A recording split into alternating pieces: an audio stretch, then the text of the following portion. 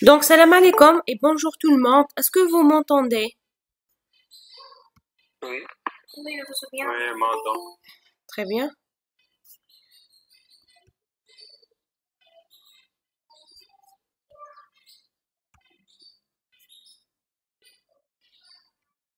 Et pour le partage, est-ce qu'il y maintient? Oui, je m'entends. D'accord, très bien. Alors, on commence.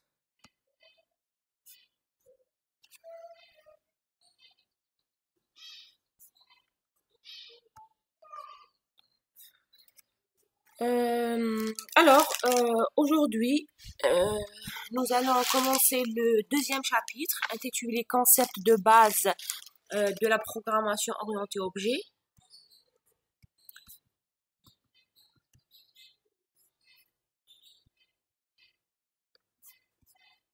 Euh, donc, dans la programmation procédurale, nous avons vu, euh, vu, euh, euh, pardon. Donc, vous avez étudié la programmation procédurale en L1 dans le module algorithmique en utilisant le langage C.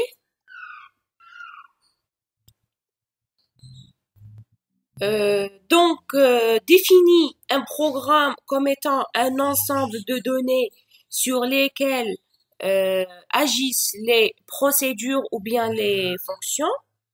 Donc, les données ici constituent la partie passive du programme et les fonctions ou bien les procédures constituent la partie active de votre programme.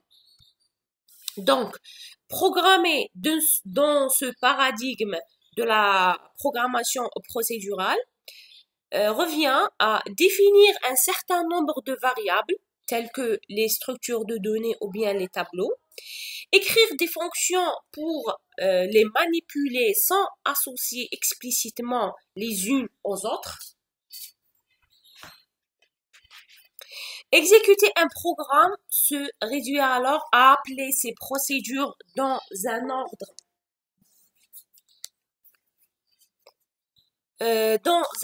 défini par le séquençage des instructions et en leur fournissant les données nécessaires à l'accomplissement de leurs tâches.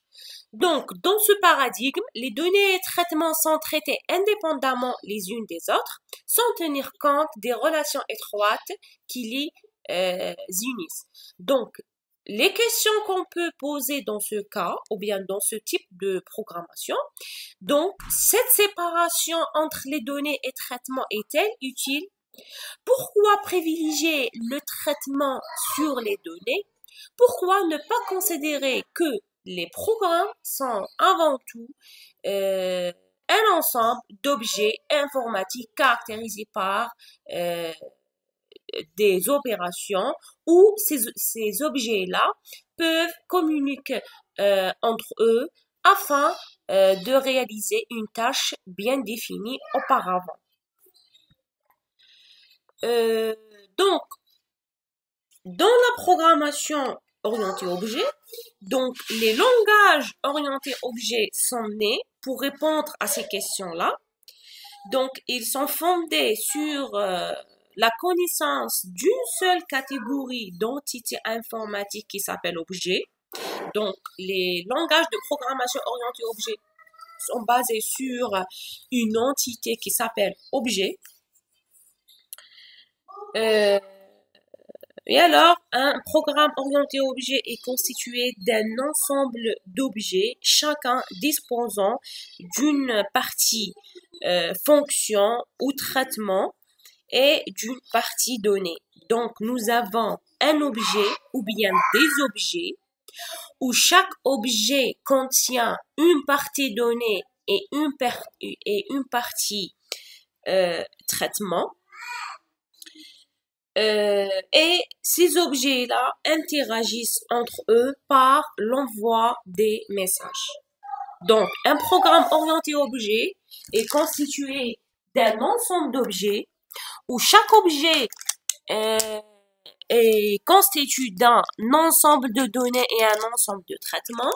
Ces objets-là communiquent entre eux à l'aide des messages. Est-ce que c'est clair jusqu'à maintenant? C'est clair? Pas de questions, je termine. Allô, vous m'entendez? Oui, madame. Très bien, très bien. Donc, la programmation orientée objet définit un ensemble d'objets qui interagissent entre eux. En d'autres termes, tout est objet. Les raisons du succès de la programmation orientée objet sont: donc, la programmation orientée objet est fondée sur une solide approche de génie logiciel. Elle maîtrise de la complexité de grands systèmes logiciels. Elle possède la notion de consolidation par les méthodes orientées objets et le standard UML. Donc, on peut modéliser un programme orienté objet en utilisant les méthodes standard UML ou bien n'importe quelle méthode orientée objet. Ces fondements facilitent la programmation distribuée. Donc, si vous voulez créer un programme distribué, donc la programmation orientée objet est plus adéquate à ce type de programme. Maintenant, c'est quoi un objet? Selon vous, c'est quoi un objet? D'après ce que nous avons vu, c'est quoi un objet?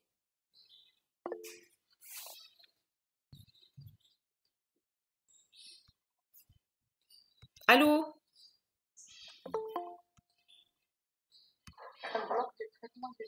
C'est un, pardon?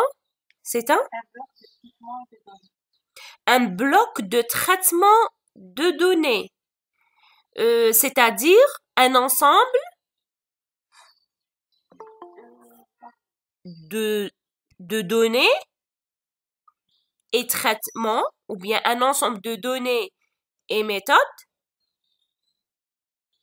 Ces méthodes-là,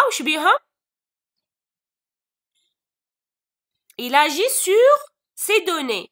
Oui ou non? Oui. Très bien. Donc, nous avons un objet, c'est une collection de données et méthodes. Ces méthodes-là agissent sur les données du même objet. Est-ce que c'est clair? Madame, Oui? vous avez une question dans le chat. Ah, ok.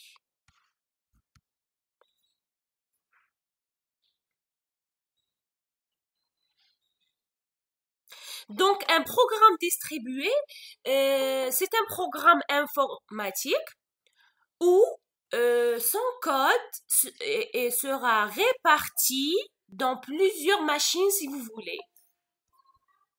Par exemple, vous avez un réseau d'ordinateurs.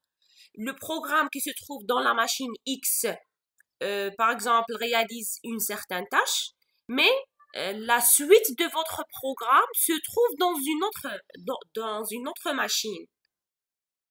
Donc, HADA, c'est un programme distribué. Il se trouve dans plusieurs machines si vous voulez. Est-ce que c'est clair?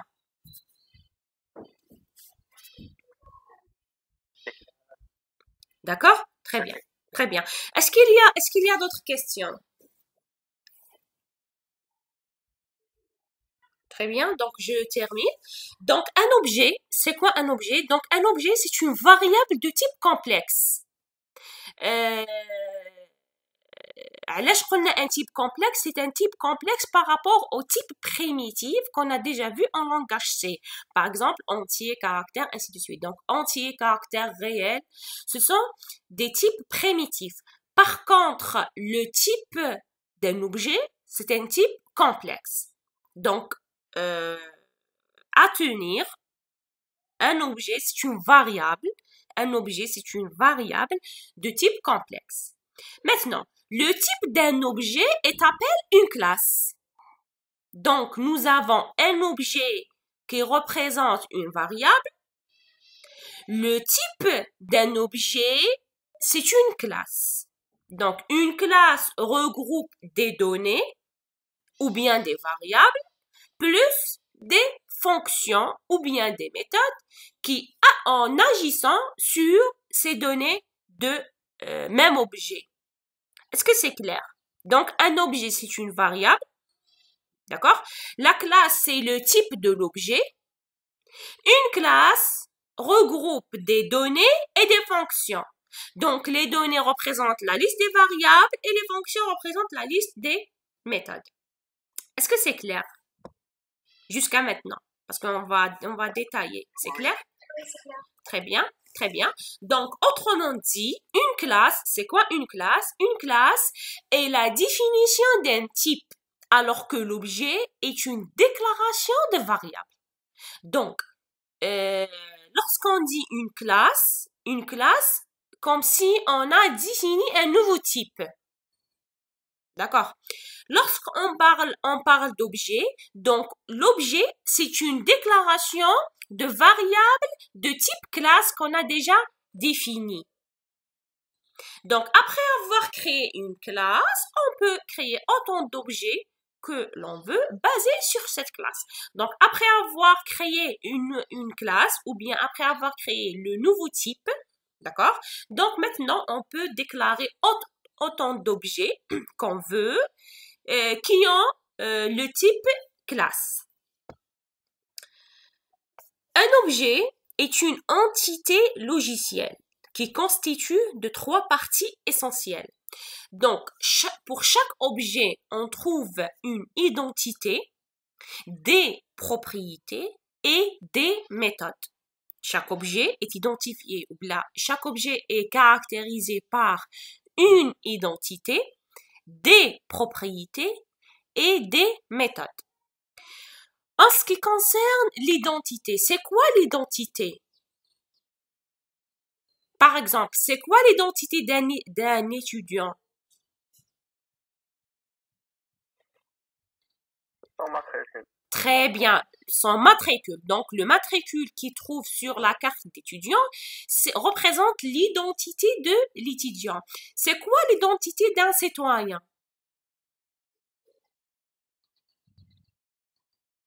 Nom et prénom. Non, nom et prénom. Est-ce qu'on peut trouver 2 personnes ayant le même nom et prénom? Madame, c'est son numéro de carte nationale. Très bien. Donc, de préférence, utilisez le numéro de carte nationale pour identifier les citoyens. Parce qu'on peut trouver 2 personnes qui ont le même nom et prénom. Par exemple, واحد سماوه على جدو. Donc, il possède le même nom et prénom avec son grand-père. Donc, de préférence, utilisez l'identifiant ou l'identité en utilisant le numéro de la carte nationale. C'est-à-dire que l'identité doit être unique pour chaque objet. Donc, la valeur unique est invariante qui caractérise l'objet. Donc, une identité, c'est une valeur unique et invariante. تقدر تكون de type entier, تقدر تكون de type chaîne de caractères, c'est-à-dire selon le type de la classe. Généralement, on utilise des chiffres. Donc, l'identité de l'objet, c'est une valeur unique et invariante. Invariante, c'est-à-dire une fois donné une identité à un objet, cette valeur-là ne sera pas changée dans l'avenir. Donc, c'est une valeur unique et invariante. Le deuxième point qui caractérise les objets, donc la liste des propriétés. Donc, capable de sauvegarder un état, c'est-à-dire l'ensemble des valeurs, des attributs de cet objet. Donc, chaque objet possède un ensemble de propriétés. Les propriétés représentent l'état de l'objet. nous avons le dernier point qui est les méthodes. Donc, les méthodes répondant à des messages précis en déclenchant des activations internes appropriées qui changent l'état de l'objet. Donc, ces opérations sont appelées méthodes ou bien des fonctions. Donc, ce sont les traitements que l'objet subit ou bien réalise et qui peuvent modifier ou non les valeurs des propriétés. Donc, nous avons 3 points, ou bien nous avons 3 caractéristiques d'un objet. Nous avons une identité, des propriétés qui représentent l'état de l'objet et des méthodes qui permettent l'interaction entre les objets. Est-ce que c'est clair jusqu'à maintenant? On va détailler encore plus sur les propriétés et les méthodes. Est-ce que c'est clair pour la première partie? Pardon? L'identité. Oui, l'identité. L'adresse. Quelle adresse, par exemple? L'adresse. L'adresse d'un variable. L'adresse. Non, mais qui m'a l'adresse. Par exemple, qui m'a le nom. Le nom. Par exemple, la programmation procédurale, vous ne pouvez pas déclarer 2 variables عندهم le même nom, oui ou non? Ouais. Oui, voilà. Donc, si vous voulez, le nom de votre variable représente l'identité ici. D'accord. Voilà. Mais, هنايا, c'est autre chose dans la programmation orientée objet. On va détailler. Parce que les objets ici représentent des instances des classes. Donc, objet, son type, c'est une classe. Donc, هادوما les objets, mais يقدروش يكون عندهم la même identité. Chaque objet a une identité différente par rapport à un autre objet. Si vous voulez le nom, oui, le nom de l'objet. Est-ce que c'est clair? Oui, madame. Très bien. Et généralement,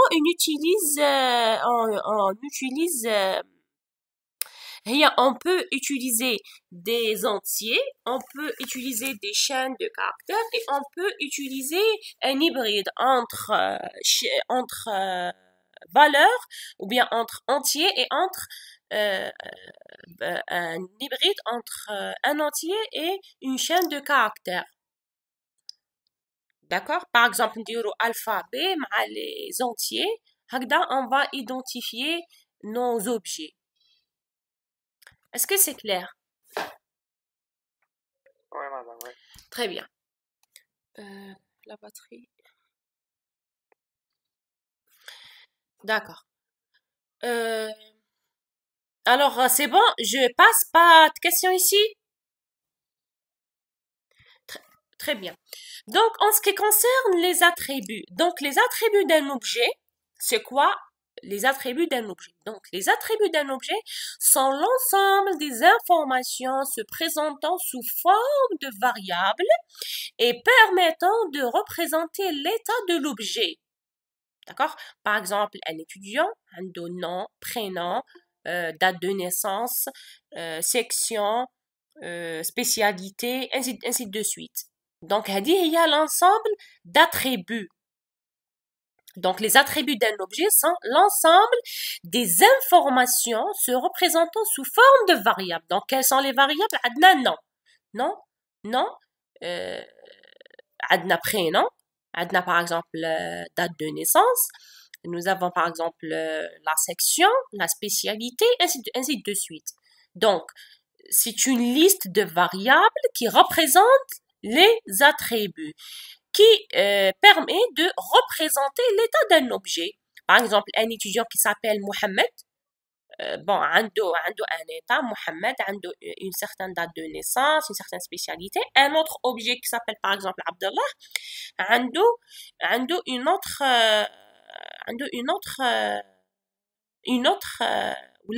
état. Donc, un autre nom, une autre date de naissance, une autre spécialité, ainsi de suite. Les messages, donc un message, c'est une demande d'activation d'une méthode envoyée à un objet. Donc, قلنا باللي c'est quoi un programme orienté objet? C'est un ensemble d'objets où chaque objet est caractérisé par des méthodes et attributs et les objets communiquent entre eux à l'aide des messages. Donc, c'est quoi un message dans la programmation orientée objet? Donc, un message, c'est une demande d'activation d'une méthode envoyée d'un objet vers un autre objet. Donc, un objet, il veut utiliser la méthode d'un autre objet, donc il va envoyer un message à l'objet concerné afin d'activer la méthode demandée. Maintenant, c'est quoi les méthodes? Donc, une méthode est une fonction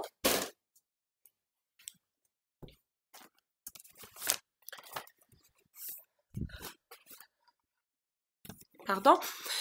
Donc, une méthode est une fonction ou bien procédure.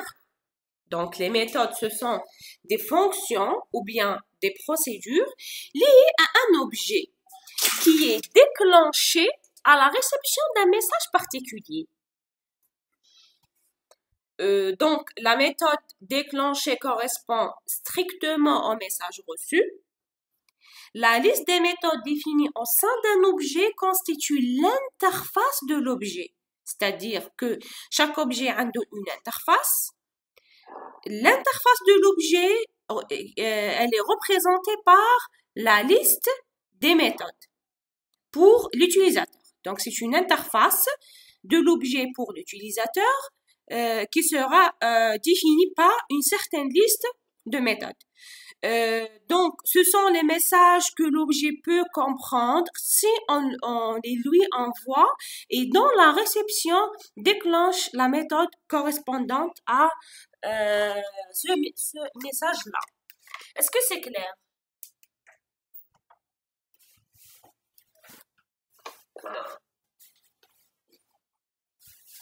Madame. Oui, oui. Oui, je vous entends. Madame, je t'avais la méthode. Ah oui, très bien. Donc, je branche le chargeur.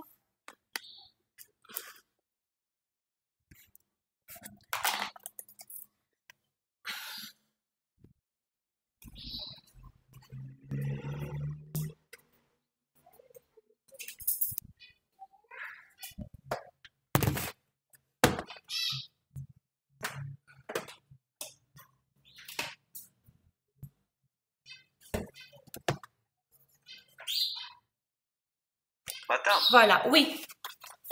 tu as la différence entre l'attribut et la classe. Allô?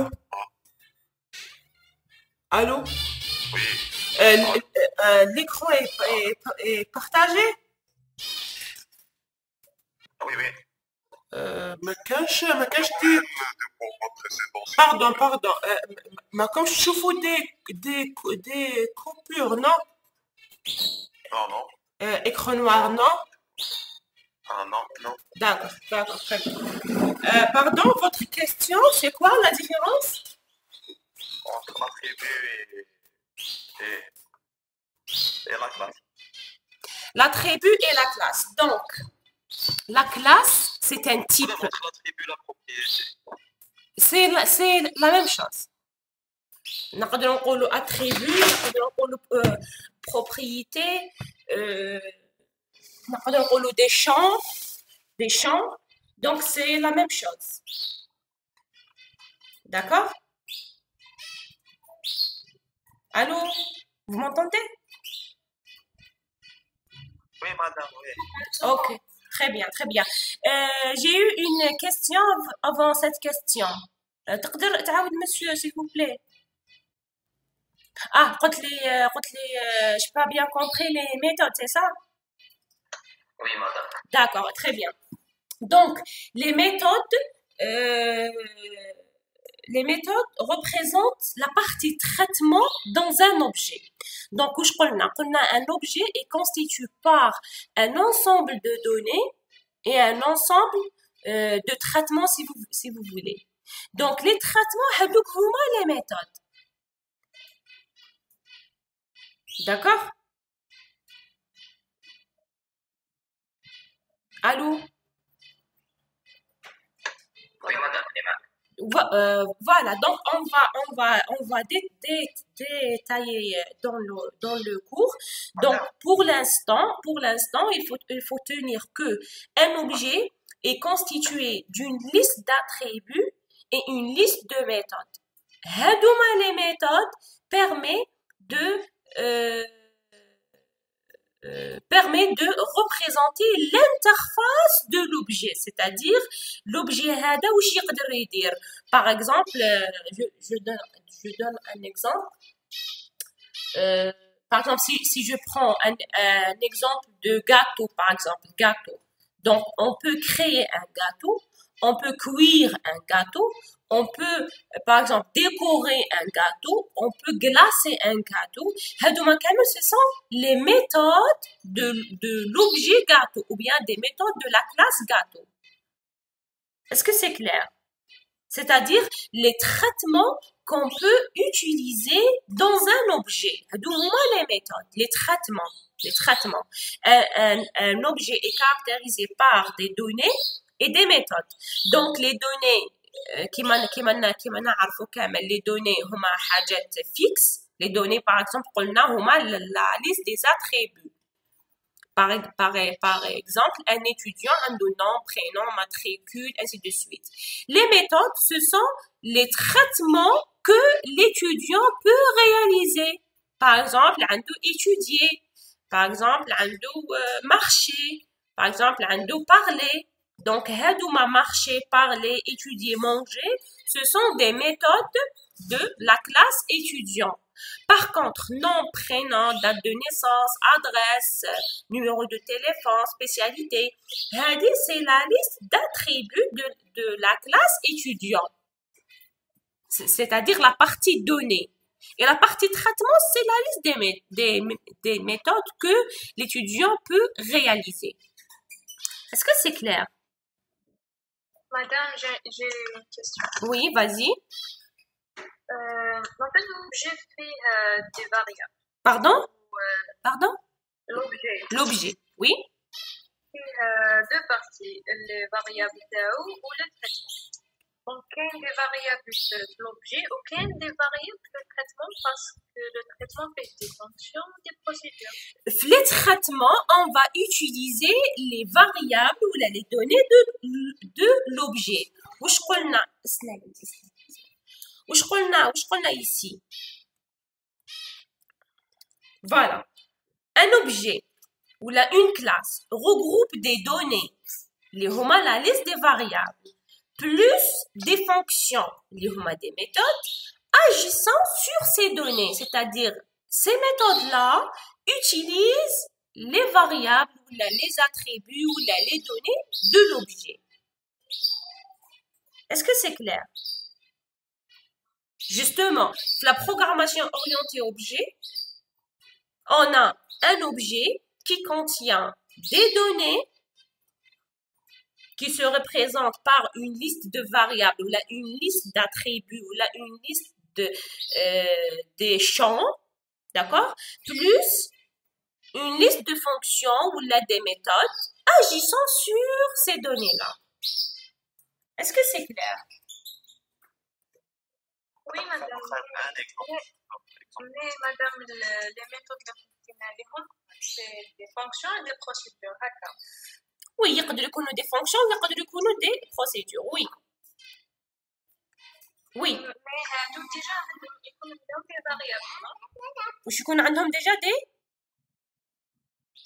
variables? Oui, oui, oui, oui. Ils peuvent, oui. هي généralement هنايا في les méthodes, ici في les méthodes, on travaille sur les attributs de l'objet.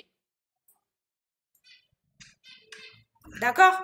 Oui, madame, c'est l'objet de les variables distinctes. Est-ce que les variables ont déjà une partie? Ça dépend. Il peut utiliser les variables de l'objet comme il peut utiliser des variables d'autres objets, mais il y a des conditions. درك نشوفوا. D'accord? Parce que la programmation orientée objet a la notion de visibilité. C'est-à-dire un attribut يقدر يكون public ويقدر يكون privé. إذا كان un attribut public يقدر un autre objet de même package utilise son attribut. Sinon, إذا كان l'attribut est déclaré comme attribut privé, donc l'attribut هذا il est propre aux méthodes de même objet. Donc, ça dépend la déclaration de l'attribut, s'il est privé ou public. Donc, je vous les détails au fur et à mesure. Pour l'instant, qu'est-ce qu'il faut retenir? Il faut retenir que un objet fait des attributs ou fait des méthodes. Une méthode est une fonction ou procédure liée à un objet. C'est-à-dire, quand on a une méthode X, la méthode X, elle est liée à l'objet, par exemple, A, qui est déclenché à la réception d'un message particulier. Donc, la méthode déclenchée correspond strictement au message reçu. C'est-à-dire, si un objet veut utiliser la méthode, si un objet A veut utiliser la méthode de l'objet B, donc l'objet A envoie un message particulier au objet B, disant que je veux utiliser la méthode X. Et l'objet B répond au objet A en exécutant la méthode X. Est-ce que c'est clair? Maintenant, pour les variables, il peut utiliser les variables de l'objet lui-même ou là d'autres variables, mais si d'autres variables ont une visibilité publique. Donc, je chauffe le cours. Est-ce que c'est clair? Oui. Très bien. Est-ce qu'il y a d'autres questions? Je termine? Madame, Oui. pourrais-tu me donner un exemple à la classe objet et méthode qu'on a quitté, les trois? Classe, objet, méthode. Oui, par exemple, étudiant. Pardon, classe, objet ou l'attribut? Classe objet méthode. Classe, objet, méthode. Par exemple, une classe. Une classe, elle s'appelle étudiant. فيها les attributs ديالها nom, prénom, par exemple, nom de type chaîne de caractères. Prénom de type chaîne de caractères. Date de naissance, par exemple, de type aussi chaîne de caractères. Par exemple, section. Ce sont des attributs de la classe étudiant. Un objet, par exemple, le nom de l'objet, c'est le matricule, par exemple, de l'étudiant Mohamed. Donc, l'objet, mais on nom. Donc, avec l'attribut nom, on a une valeur qui est, par exemple, Mohamed, par exemple. Le nom, c'est Mohamed. Le prénom, c'est, par exemple, c'est Amin. Le prénom, c'est Amin. C'est-à-dire, je donne des valeurs aux attributs de la classe étudiant. C'est-à-dire, la classe, elle s'appelle étudiant. Elle a une liste d'attributs qui sont nom, prénom, date de naissance, section, ainsi de suite. Et si l'objet, je donne des valeurs aux attributs. Donc, l'attribut nom, tu l'as la valeur Mohamed, l'attribut prénom, la valeur Amin, l'attribut date de naissance, une certaine date de naissance, l'attribut niveau, par exemple L1, spécialité MI, je donne des valeurs. L'identifiant, c'est le matricule de l'étudiant. Maintenant, pour les méthodes, par exemple, les méthodes de l'objet, par exemple, étudier. Étudier, c'est une méthode. Traitement, étudier, par exemple.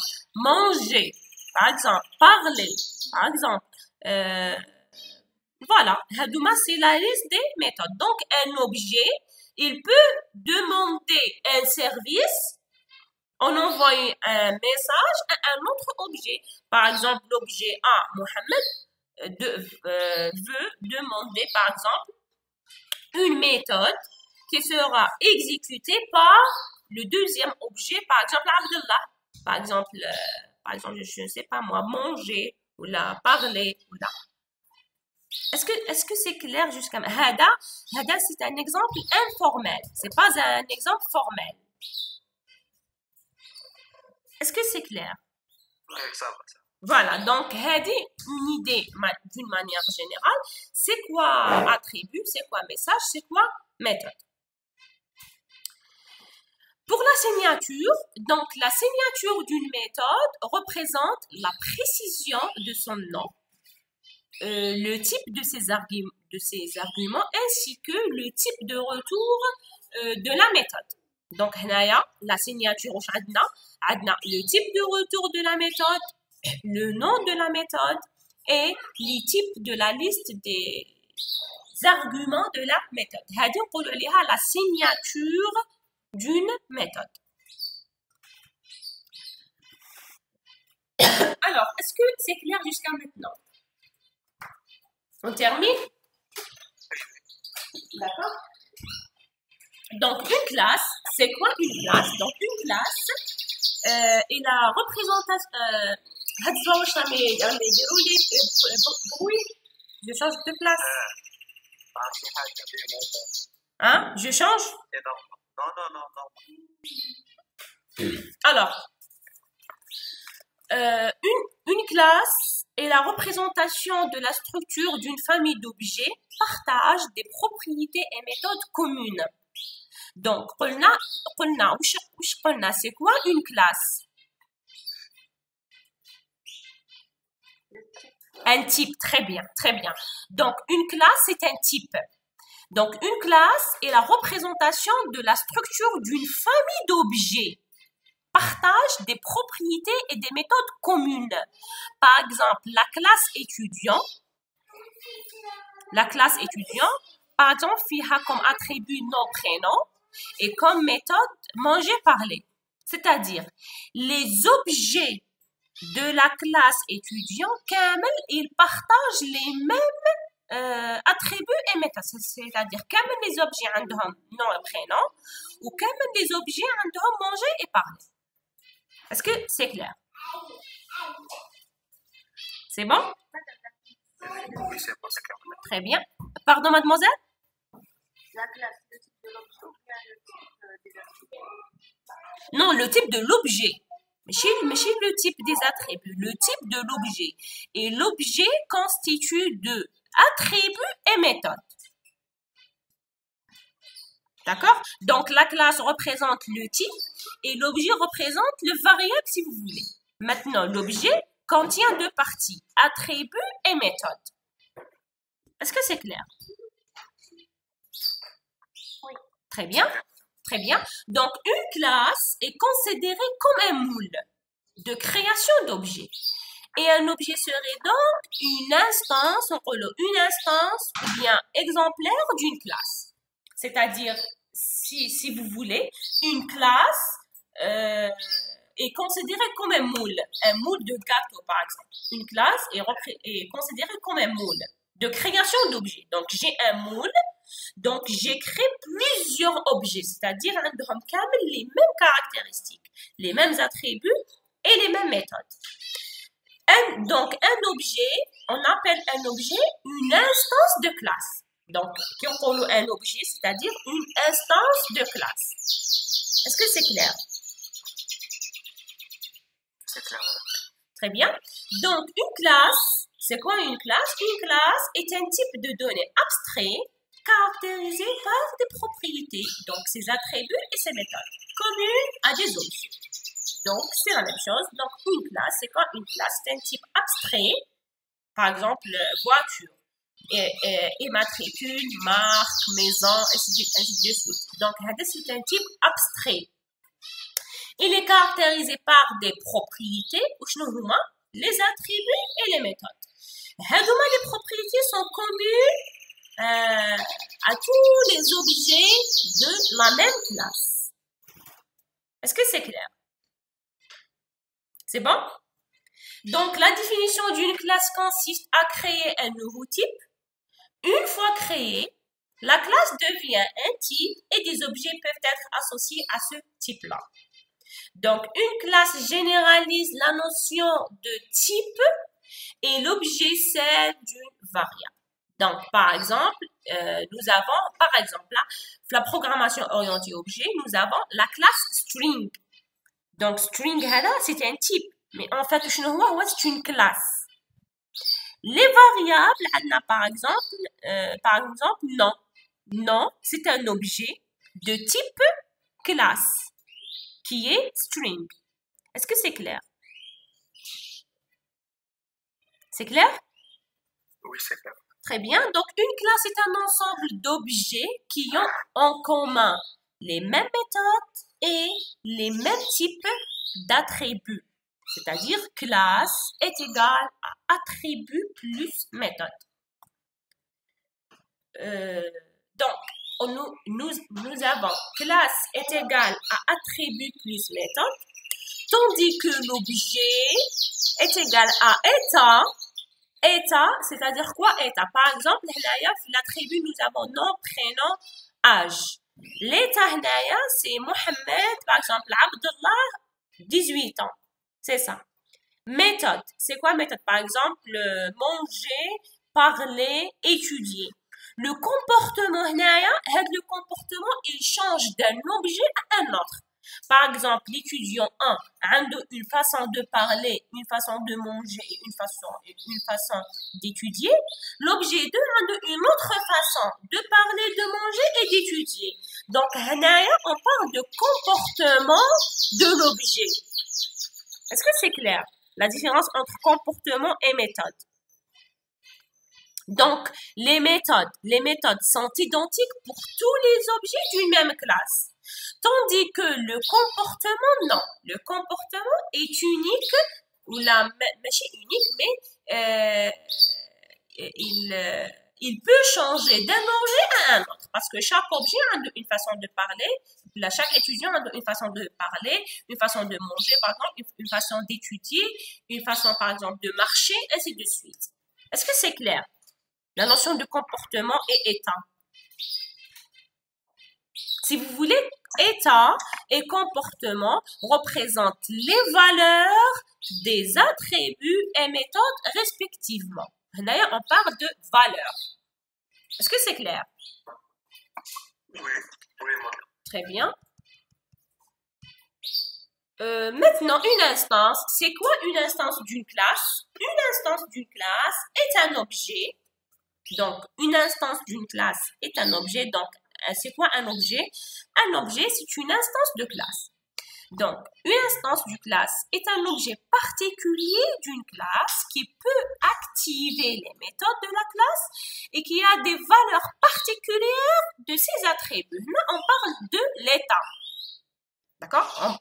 Nous avons la notion d'attribut. Donc, on parle de l'état d'un objet. On définit l'objet comme l'instance d'une classe. Donc, la classe représente pour l'objet ce que représente le type pour la variable. Donc, objet, classe, variable, type. Donc, nous avons objet et classe, c'est équivalent à variable et type. Donc, une classe, c'est un nouveau type. Donc, une classe, c'est un type. Une classe est un type abstrait qui encapsule des données et des traitements. Des données, c'est-à-dire quoi? Une classe est un type abstrait qui encapsule données. C'est-à-dire quoi données? On parle de quoi ici?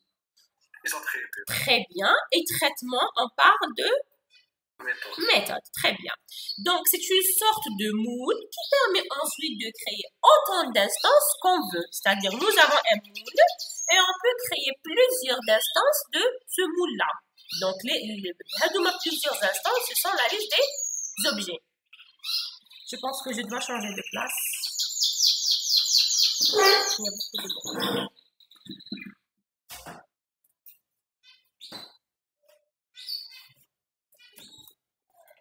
زواوش اليوم جاهم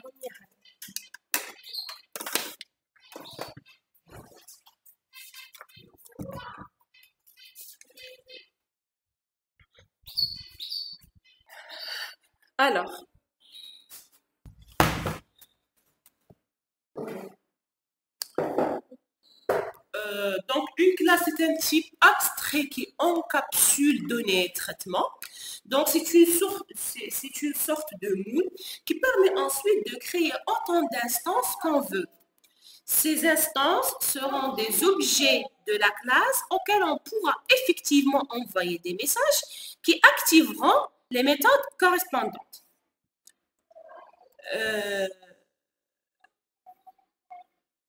Donc, dans le monde réel, on peut illustrer un objet par une voiture, un téléphone, un livre, ainsi de suite. En informatique, un objet n'est ni une simple variable, ni une simple fonction, mais un mélange des deux. Donc, en informatique, lorsqu'on parle d'objet, objet n'est ni une simple variable, ni une simple fonction.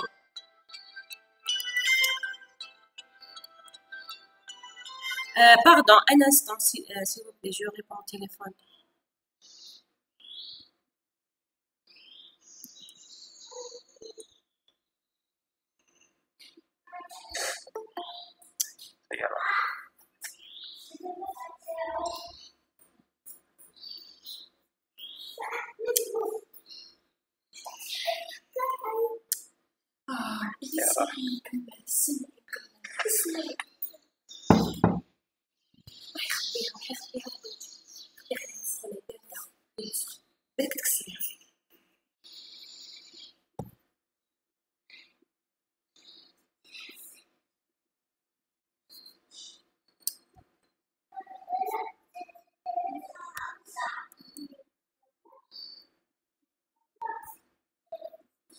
Allô, est-ce que vous m'entendez?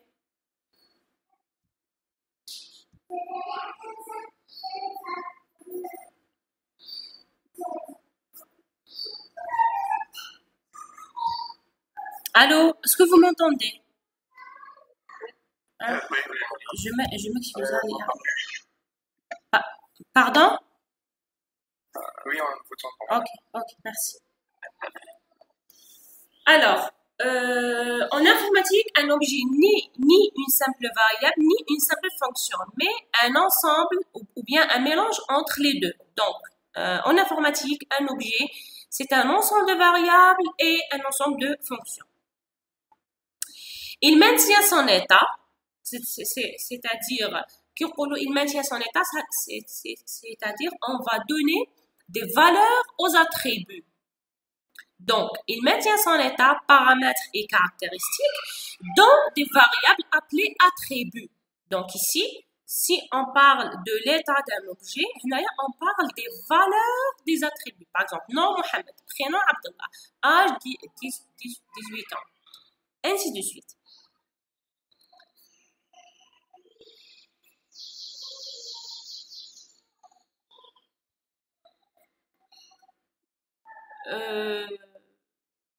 On implémente son comportement à l'aide de fonctions appelées méthodes. Donc, chaque objet a un certain comportement, d'accord? Le comportement, en implémentant les méthodes de la classe concernée. Donc, on peut considérer par exemple les classes suivantes. Donc, je vais vous donner des exemples. Par exemple, bicyclette. Donc, ses caractéristiques ou son état dépendent de, par exemple, marque. Hadouma représente la liste des attributs de la classe bicyclette. Donc, nous avons une marque, un type, nombre de vitesse courante, couleur, ainsi de suite. Donc, si on donne des valeurs à ces attributs, on parle de l'état de l'objet. Est-ce que c'est clair? C'est clair. Très bien. Alors que son comportement, c'est rouler, tourner, accélérer, changer de vitesse, freiner, ainsi de suite. Donc, le comportement de l'objet bicyclette change d'un objet à un autre selon la réponse aux méthodes rouler, tourner, accélérer. Parce que rouler, c'est une méthode. Comment on roule? Comment? On tourne, ainsi de suite. Donc, rouler, tourner, accélérer, changer de vitesse. Hadouma représente le comportement d'un objet. Donc, les objets peuvent être ma bicyclette. On parle de l'identifiant ou bien l'identité des objets. Donc, on peut trouver plusieurs objets. Ma bicyclette, ta bicyclette, toute bicyclette, ainsi de suite. Est-ce que c'est clair jusqu'à maintenant?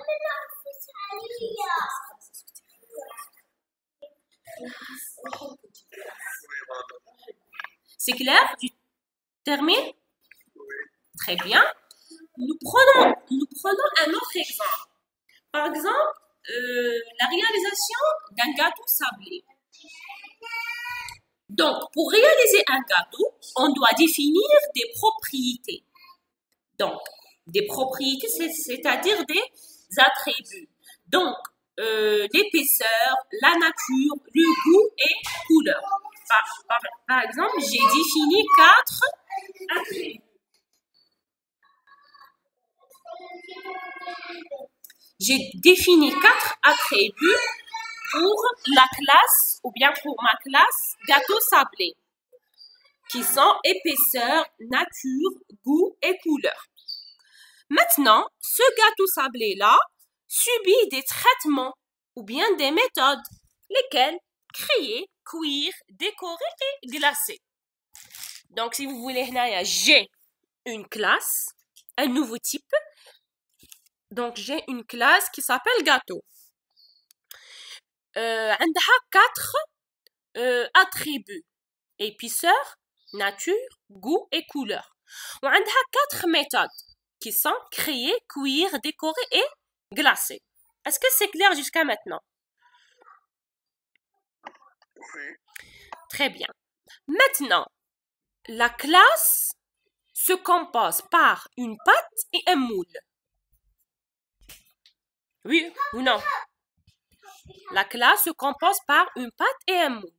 Donc, créer des gâteaux de mêmes caractéristiques à partir d'un seul moule.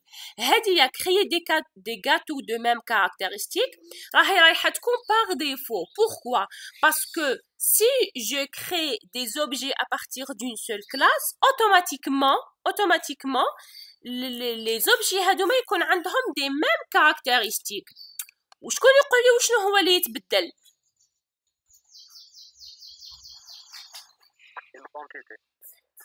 La quantité. Très bien, les états et le comportement. Très bien. On parle d'état et comportement. On parle d'état lorsqu'on parle des valeurs des attributs et on parle de comportement lorsqu'on parle de comportement d'exécuter des méthodes. Donc, ça dépend.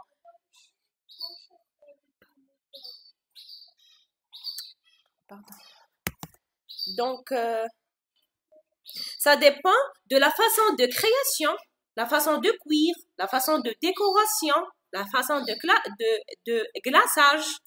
Hada, c'est le comportement de gâteau. Par exemple, Hada, il est glacé par le sucre. Hada, par exemple, il est glacé par les amandes, ici par chocolat. Donc, le comportement, il change. D'accord? Donc, objet, on dit objet ou on dit instance de classe. Donc, c'est la même chose. Donc, objet ou instance de classe. Donc, par exemple, nous avons gâteau 1, gâteau 2 et gâteau 3. D'accord? Donc, il y a 3 objets de la classe gâteau qui est définie par pâte et moule. Est-ce que c'est clair?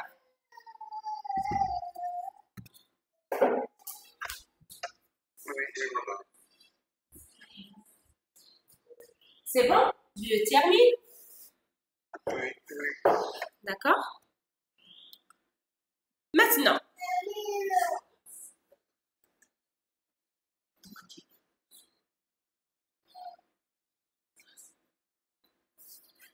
donc, créer un premier gâteau à partir d'un moule.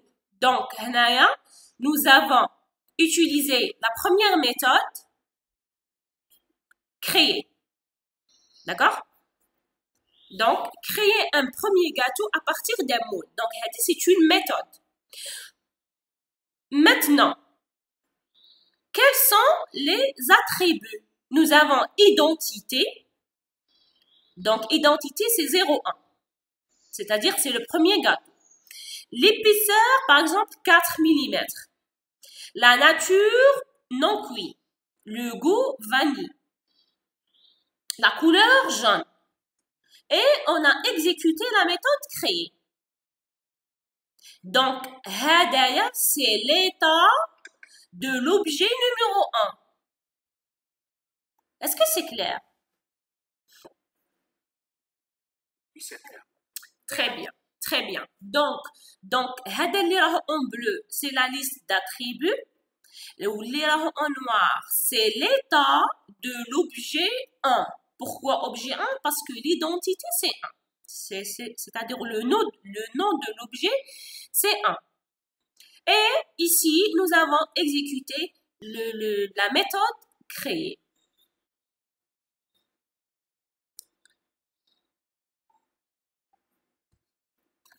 Par exemple, le deuxième objet qui possède identité 2, en utilisant la méthode cuire, donc cuire le gâteau, en utilisant autres caractéristiques, on a changé, les caractéristiques changées sont en jaune.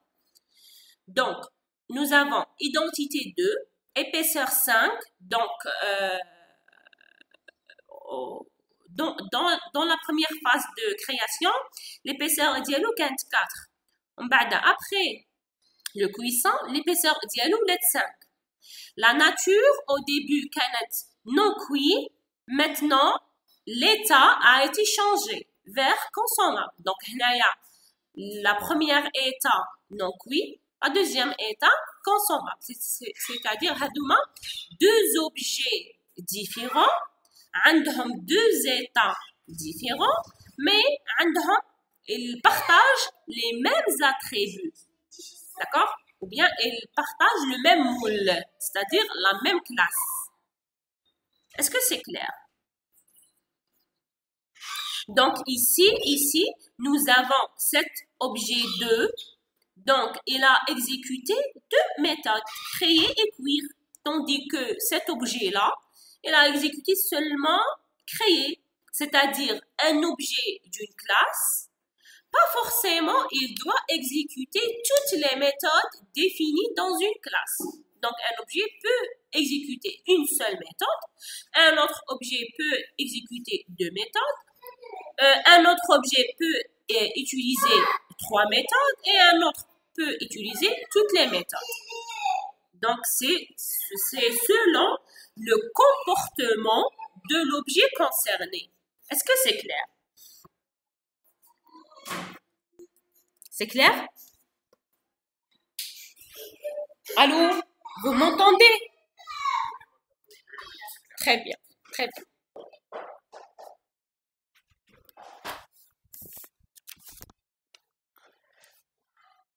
Alors, nous avons un troisième objet avec un autre état différent.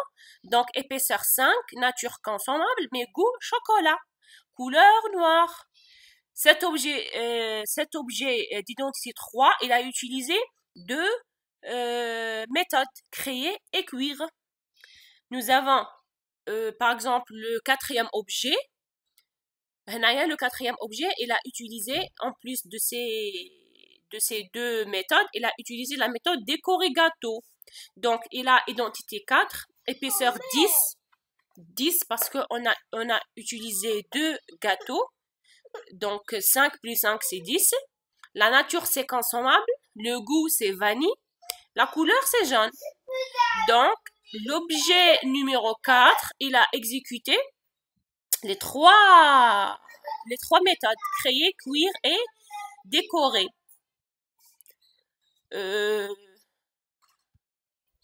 Le dernier objet, numéro 5, il a un autre état.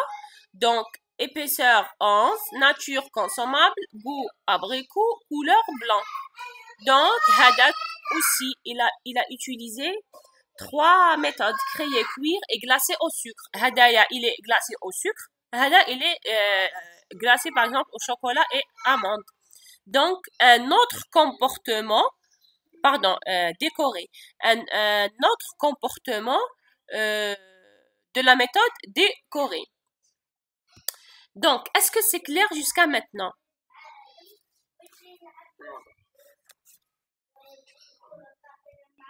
Très bien, je reviens. Madame, madame.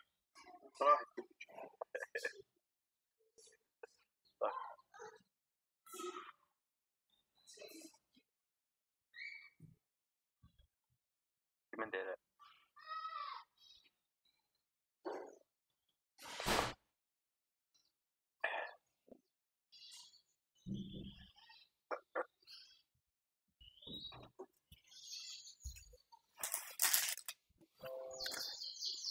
Alors, pour résumer, qu'est-ce qu'il faut tenir?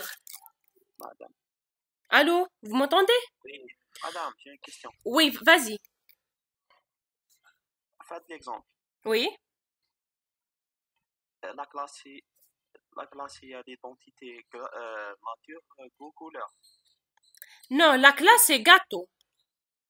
Ah, la classe. Oui. La classe c'est gâteau. La classe c'est gâteau. عندها une liste des attributs qui sont épaisseur, nature, goût, couleur. وعندها une liste des méthodes qui sont créer, cuire, décorer et glacer. D'accord? Maintenant, les objets ont le type gâteau. Donc, donner un état à l'objet 1. Donc, son état, c'est 4 pour l'attribut épaisseur, non cuit pour l'attribut nature, vanille pour l'attribut goût et jaune pour l'attribut couleur. Cet objet-là, qui possède l'identité 0,1, il a exécuté la méthode créée. Donc, voici son comportement. Par contre, l'objet qui possède l'identité 0,2, voici son état. Donc, épaisseur 5, nature consommable, goût vanille, couleur jaune. Il a exécuté 2 méthodes qui sont créer et cuire. Donc, voici son comportement. Pour l'objet qui possède l'identité 3, donc l'objet numéro 3 ou pour l'objet 3, voici son état et voici son comportement. Donc si vous voulez, Hada, c'est un objet de type gâteau. Hada, c'est un objet de type gâteau, sablé. Hada, c'est un objet de type gâteau. Hada, c'est un autre objet de type gâteau. Donc, chaque objet est défini par un état et par un comportement. Donc, l'état et comportement changent d'un objet à un autre d'une même classe. Est-ce que c'est clair? Madame, l'objet a un nom. عنده un nom, oui. Le nom هنايا c'est 4. C'est l'identité. Le nom de chaque objet, c'est son identité. وش قلنا الفوقة؟ قلنا باللي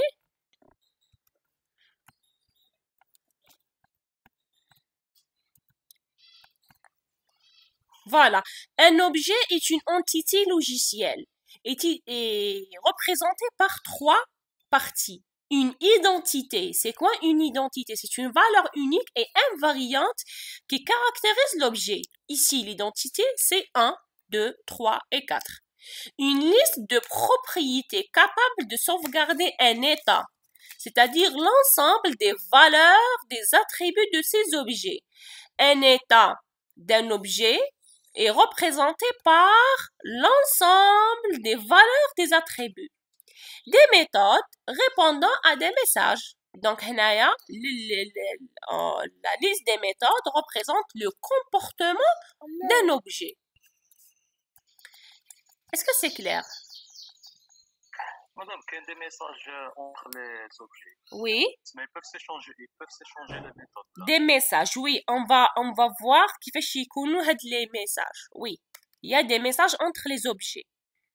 Un programme orienté objet, c'est un ensemble d'objets qui interagissent entre eux à l'aide des messages. Chaque objet est identifié par un identifiant, un état et un comportement. Madame, ils échangent les attributs ou la méthode. Non, ils échangent au niveau de méthode en modifiant des valeurs d'attributs. On va voir les types de messages. On va voir comment. D'accord? Merci. De rien. Est-ce que c'est clair jusqu'à maintenant? Oui, madame. Très bien. Donc, pour résumer, un objet est une instance de classe, c'est-à-dire une valeur particulière d'une classe. Donc, un objet, c'est une instance de classe, c'est-à-dire une valeur particulière d'une classe. Chaque objet est défini par une identité, une liste d'attributs et une liste des méthodes. Pour l'identité, permet de le distinguer des autres. C'est-à-dire, quel est le rôle de l'identité permet de distinguer les objets l'un des autres. La liste d'attributs représente ce sont des données qui caractérisent l'objet et qui représentent l'état d'un objet. La liste des méthodes, ce sont des actions que l'objet peut réaliser. Donc, donc nous avons un gâteau. Donc, nous avons un gâteau. Un gâteau a des propriétés. On dit les propriétés, ou on dit attributs, ou on dit champ. C'est la même chose. Donc, les larmes en bleu, on peut dire propriété, attribut ou bien champ. Chaque propriété, ou chaque attribut, ou chaque champ possède une valeur. Ici, on parle de l'état d'un objet. Un gâteau subit des traitements. Donc, on parle ici de comportement d'un objet. Est-ce que c'est clair? Oui. Très bien. Je n'ai pas bien compris les instances. Les instances, ce sont les objets. Quand on dit objet, Créer un autre terme. nous avons plusieurs termes. On dit objet ou là on dit instance d'une classe. Instance d'une classe ou là, par exemple, exemple d'une classe. Mais le terme exemple d'une classe, mais on dit instance d'une classe. Donc, chaque objet est une instance, voilà, oui, est une instance de classe. D'accord, merci. Très bien, très bien. Est-ce qu'il y a d'autres questions?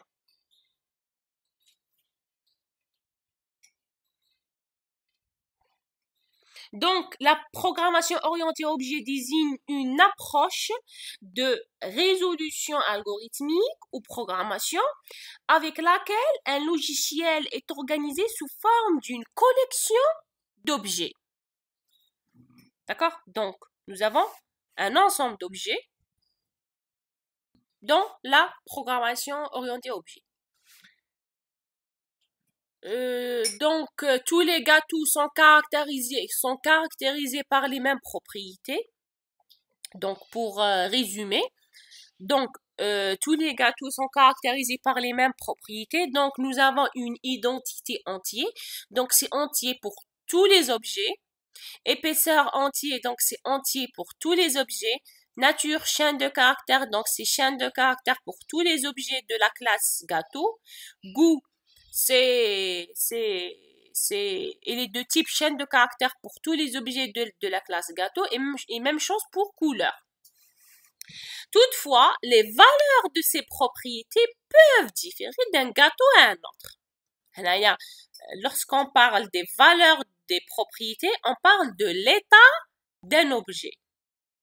Qui maintenant, on des valeurs sans changer. Les valeurs changées sont en genre. Par exemple, on a 11 pour l'épaisseur, consommable, abricot, blanc. Ici, non. On a 10, consommable, vanille et jaune. Donc, on parle de l'état des objets. Donc, les valeurs de ces propriétés, on peut le propriété, on peut le attribut, on peut le champ. C'est la même chose. Donc, les valeurs de ces propriétés peuvent différer d'un gâteau à un autre. Les mêmes traitements peuvent être appliqués à n'importe quel gâteau. Donc, c'est-à-dire à n'importe quel objet, à n'importe quel gâteau, on peut appliquer ces traitements-là, ces méthodes. On peut créer, cuire, décorer et glacer. La programmation orientée objet, abrégée en POO, est une méthode d'implémentation dans laquelle donc, la programmation orientée objet est une méthode d'implémentation dans laquelle les programmes sont organisés sous forme de collections coopératives d'objets dont chacun représente une instance d'une classe quelconque et dont toutes les classes sont membres d'une hiérarchie de classes unies à travers des relations d'héritage. On va voir les relations d'héritage dans les prochains chapitres. Alors, est-ce que c'est clair jusqu'à maintenant? C'est clair? C'est clair, voilà. Très bien. Donc, une classe peut comporter des attributs, des méthodes et des constructeurs qui permettent de créer des objets. Donc, pour créer un objet, on utilise ce qu'on appelle un constructeur. On va voir par la suite c'est quoi un constructeur. Donc, une classe est définie par des attributs, des méthodes et des constructeurs qui permettent de créer des objets de la classe concernée.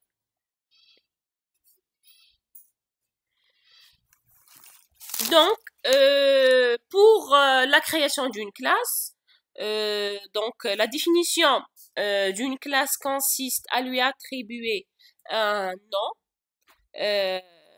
nom. Donc, nous avons nom de classe.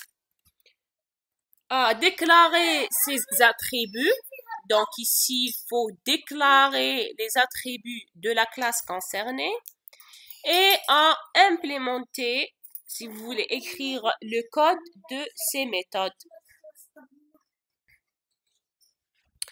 Donc, la squelette d'une classe est composée par en tête de la classe. Voici l'entête de la classe. Ensuite, nous avons dans les deux accolades, nous avons la partie déclaration des attributs. Donc, on commence par la déclaration des attributs. Ensuite, on termine par la définition des méthodes. Donc, voici comment on déclare une classe en Java. Donc, nous avons le mot-clé classe. La classe, c'est un mot-clé. Ensuite, nous avons le nom de notre classe, par exemple gâteau, par exemple voiture, par exemple étudiant, et ainsi de suite. Accolade ouvrante, on commence par la définition des attributs et on termine par la définition des méthodes et la fin de la classe est représentée par accolade fermante. Pour les conventions de nommage, donc nous avons des conventions de nommage dans la programmation orientée objet. Donc la première convention, donc le fichier .java doit avoir le même nom que la classe publique qu'il décrit. C'est-à-dire, par exemple, si vous avez une classe qui s'appelle étudiant, donc comme mot-clé classe, étudiant, accolade ouvrante, la liste des attributs, la liste des méthodes et accolade fermante. Le code, alors il y a un fichier qui doit nommer étudiant avec extension .java. C'est-à-dire le fichier qui se trouve dans votre disque dur et qui contient le code de la classe étudiant doit être nommé obligatoirement étudiant et avec la même syntaxe et avec l'extension .java. Le nom de la classe doit débuter par une majuscule ainsi que chaque première lettre de chaque mot. C'est-à-dire, par exemple, si votre classe, elle s'appelle, par exemple, gâteau sablé, donc, هنايا تكتبوا classe, gâteau, le G en majuscule, glacé, donc gâteau, le G est majuscule, le reste en minuscule, glacé, le G en majuscule et le reste en minuscule, comme ça. Donc, comme nom, classe. Donc, si votre classe est composée de plusieurs mots qui sont concaténés entre eux, donc, chaque mot doit commencer par une lettre majuscule. Un fichier .java par classe, même pour celle contenant le main, c'est-à-dire pour chaque fichier, on trouve une seule classe. Il y a une exception pour les classes internes, c'est-à-dire qu'il y a des classes qui jouent internes dans une autre classe. On peut avoir deux classes dans le même fichier, mais qui sont internes dans la classe. À part ça, chaque fichier contient une seule classe, même pour celle de main. D'accord? Donc, chaque fichier contient une seule classe. Est-ce que c'est clair pour la création d'une classe? C'est clair? Très bien, très bien. Prenons cet exemple. Donc, nous avons le fichier qui s'appelle bonjour. Donc, le fichier, il s'appelle bonjour avec B en majuscule et extension .java. Donc, le fichier, c'est un fichier physique qui se trouve dans votre disque dur. Donc, dans votre disque dur, vous avez un fichier qui s'appelle bonjour avec B majuscule et extension .java. Lorsque vous cliquez sur ce fichier, le fichier s'ouvre, vous trouvez le code Java dedans. Donc, nous avons classe bonjour. Donc, c'est le même nom. B en majuscule, bonjour. Public static void main string args. On va voir par la suite cette méthode-là. Qu'est-ce qu'il faut savoir ici? Que cette classe permet d'afficher le message bonjour tout le monde à l'aide de la méthode println, de la méthode out, de la classe system. Donc, on va voir par la suite. Alors, est-ce que c'est clair pour la syntaxe de déclaration et définition d'une classe? C'est bon? Oui, c'est bon, c'est bien. Très bien.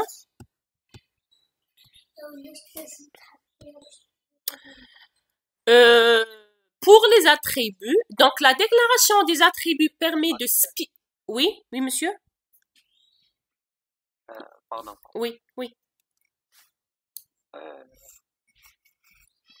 Il y a une question? Non. Ah, ok, c'est bon. D'accord, merci. Alors,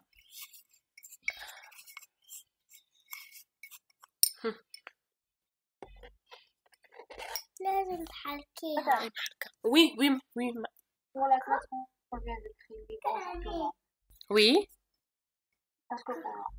c'est quoi les attributs de cette classe? Non, ici, j'ai une classe et je veux afficher ce message. D'accord? هنايا, je veux afficher ce message sur écran. Donc, j'ai utilisé la méthode main. OK? C'est juste un exemple, comment déclarer une classe. Est-ce que c'est clair? On va voir un exemple fait la liste d'attributs et des méthodes. Madame, on peut avoir une classe sans des objets? Une classe sans des objets? Oui. Quel est le but d'une classe? Tu veux dire son objet ou là son attribut? Son Par objet. exemple, l'exemple اللي مديته لنا. Oui, c'est pour afficher un message sur écran. Donc, il n'y a pas d'objet. هذه c'est une classe. Donc, je veux exécuter la méthode main. D'accord? Une fois j'exécute la méthode main, j'aurai l'affichage de ce message-là seulement. D'accord?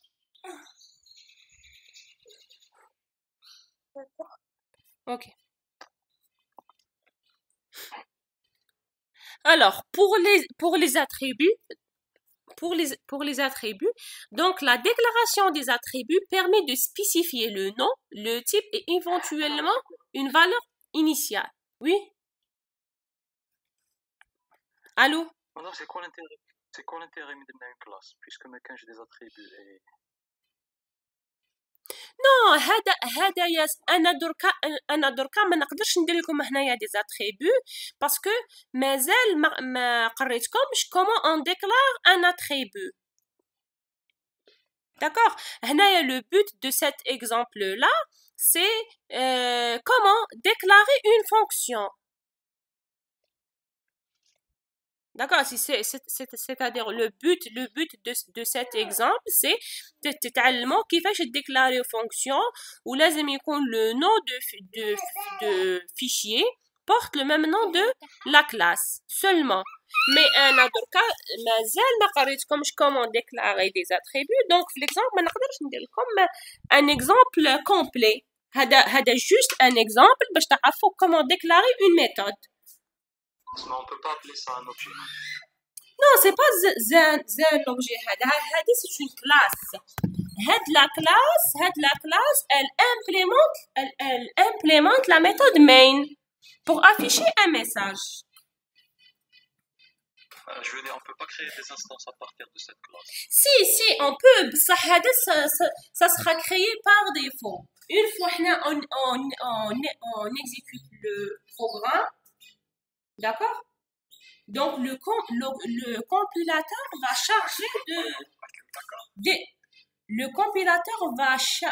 charger d'exécuter la méthode.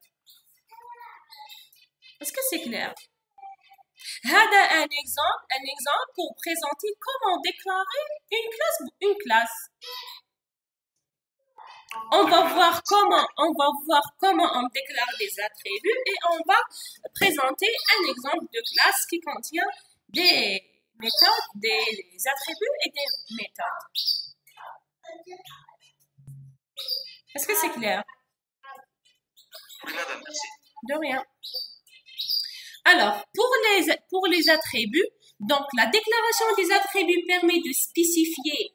Donc, on spécifie le nom, le type et éventuellement une valeur initiale.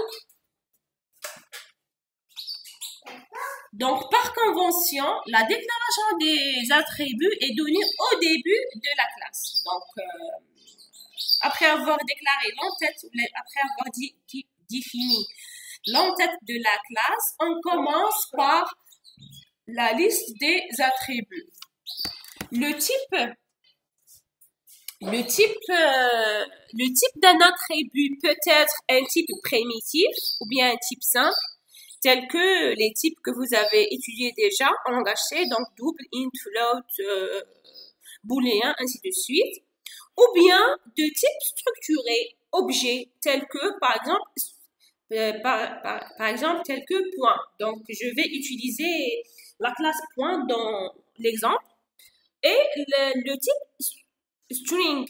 Donc, vous avez étudié en langage C que le type string, c'est un type structuré et n'est pas un type primitif ou bien un type simple. Pour les conventions de nommage des attributs des classes, donc, pour les constantes sont en majuscule, par exemple pi. Donc, nous avons pi en majuscule. Pour les variables sont en minuscule pour la première lettre. Donc, par exemple, si vous avez un attribut qui s'appelle, par exemple, date de naissance, donc date, le D en majuscule, qui est concaténé avec 2, le D de 2 est en majuscule. Ensuite, qui est concaténé avec le mot naissance, le N est en majuscule. Donc, la première lettre est la première du premier mot est en minuscule. Pour le reste, chaque mot commence par une majuscule. En ce qui concerne les méthodes, donc les méthodes représentent l'ensemble des actions, on dit action, ou on dit procédure, ou bien des fonctions, ou bien encore opérations, que l'on peut associer à une classe. Donc, la définition d'une méthode est composée de sa signature suivie de son corps. Donc, la signature représente, la signature des méthodes représente le type de retour de la fonction, le nom de la fonction et la liste des arguments avec leur type. Donc, nous avons la signature de la méthode et qui suit par le corps de la méthode qui se trouve dans deux accolades ouvrantes et fermantes. Donc, la signature comporte, comme j'ai déjà dit, le nom de la méthode, le type de retour et un ensemble de paramètres avec leur type de données.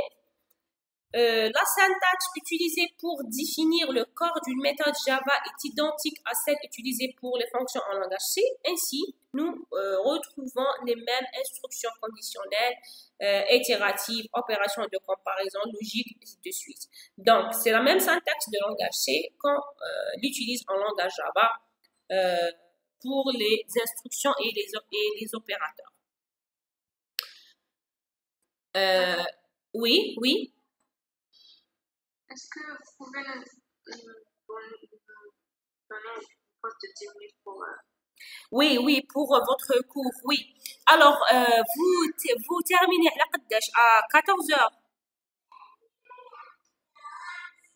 Ma prof à la réunion, je ne sais pas si elle est l'urgente ou la maison. D'accord, donc chauffe. Anna, je dois terminer parce que on n'a pas récupéré encore nos séances. Donc regardez, إذا قريتوا على الوحدة on termine هنا à 14 heures. إذا ما قريتوش fais-moi un signe pour terminer à 13 heures. D'accord, pas de souci. D'accord, ok, merci. Allez, bon courage, à tout à l'heure.